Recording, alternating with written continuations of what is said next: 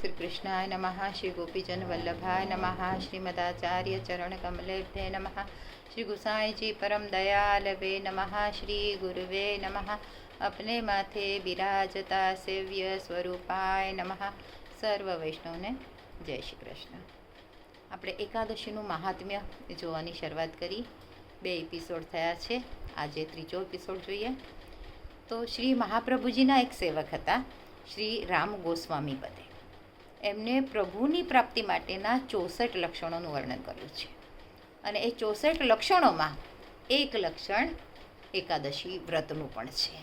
એટલું એકાદશી વ્રતનું મહાત્મ્ય છે. અને મહાપ્રભુજીના જીવનનો એક પ્રસંગ એકાદશીનું વ્રત કેટલું મહત્ત્વપૂર્ણ હોય છે એ દર્શાવે છે. તો એ પ્રસંગને પણ આપણે ટૂંકમાં જોઈએ.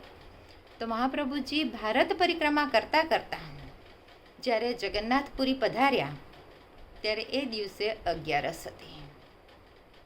અને એક ગૌડીય સંપ્રદાયના કોઈ વૈષ્ણવે મહાપ્રભુજીના હસ્તમાં જગન્નાથજીનો પ્રસાદ મૂકી દીધો, એટલે પ્રસાદ પધરાવ્યો એમના હાથમાં. હવે જગન્નાથજીનો મહાપ્રસાદ એટલે સકડી ભોગ. હવે મહાપ્રભુજી વિચારમાં પડ્યા કે આ પ્રસાદનો પણ અનાદર ન કરાય અને એકાદશીનો વ્રતનો પણ ભંગ ન કરાય. તો હવે શું કરવું? તો એમણે આખો દિવસ અને આખી રાત એ પ્રસાદને આમ જ હાથમાં રાખ્યો અને પ્રસાદના ગુણગાન ગાતા રહ્યા. આવી રીતે આખો સમય પસાર કર્યો. અને બીજો દિવસ એટલે 12નો દિવસ શરૂ થયો, તિથિ બદલાઈ, ત્યાર પછી એમણે એ પ્રસાદને ગ્રહણ કર્યો. આવી રીતે પ્રસાદનું પણ મહત્ત્વ અને એકાદશી વ્રતનું પણ મહત્ત્વ એમણે બધાને સમજાવ્યું. આ પ્રસંગ આપણો જાણીતો જ છે. અને શ્રી ભક્તિ સિદ્ધાંતમાં સરસ્વતી ગોસ્વામી પ્રભુપાદ કરીને એક વૈષ્ણવ હતા. એમણે અણુભાષ્યની વિજ્ઞપ્તિમાં શ્રી ચૈતન્ય મહાપ્રભુજીની આદિલીલાના 15મા પ્રકરણમાં પણ આ સમજૂતી આપી છે. શ્રી મહાપ્રભુજી જણાવે છે કે એકાદશી વ્રતની અવગણના કરે છે જે તેઓ પોતાના જીવનનું જ પતન નોતરે છે. દરેકે એકાદશીના દિવસે ધાન્યના પ્રસાદનો ત્યાગ કરવો જોઈએ. એટલે કે પ્રસાદને માન આપવો, એ પ્રસાદ સાચવી રાખવો, અને બીજે દિવસે જ્યારે એકાદશી પૂર્ણ થઈ જાય, દ્વાદશી શરૂ થાય, ત્યાર પછી એ પ્રસાદને ગ્રહણ કરવો.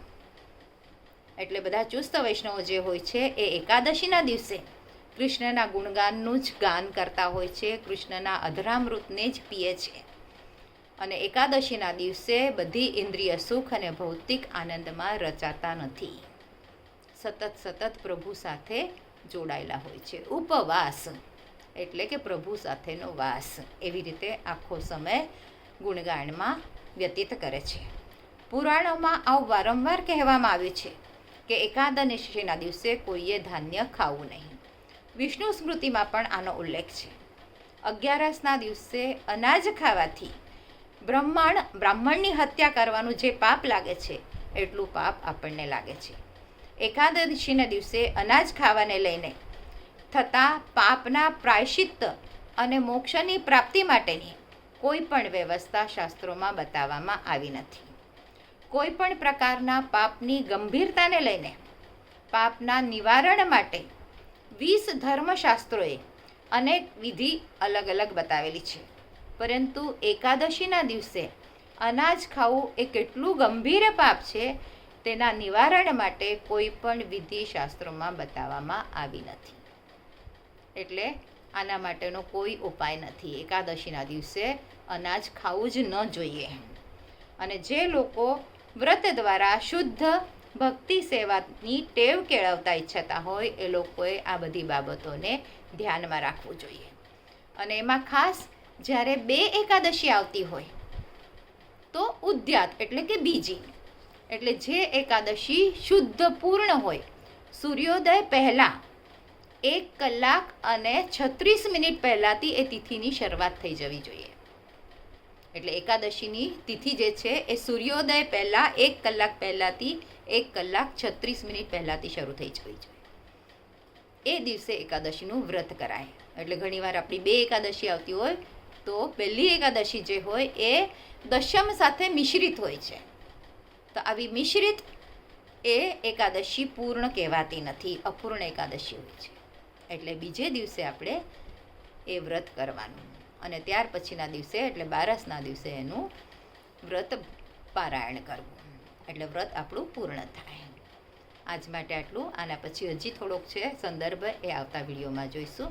આજના મારા વચનોને પ્રભુ ચરણોમાં સમર્પિત કરું છું. કૃષ્ણાર્પણમસ્તુ. જે કાંઈ ભૂલ ચૂક થઈ હોય તે માટે ક્ષમા ચાહું છું.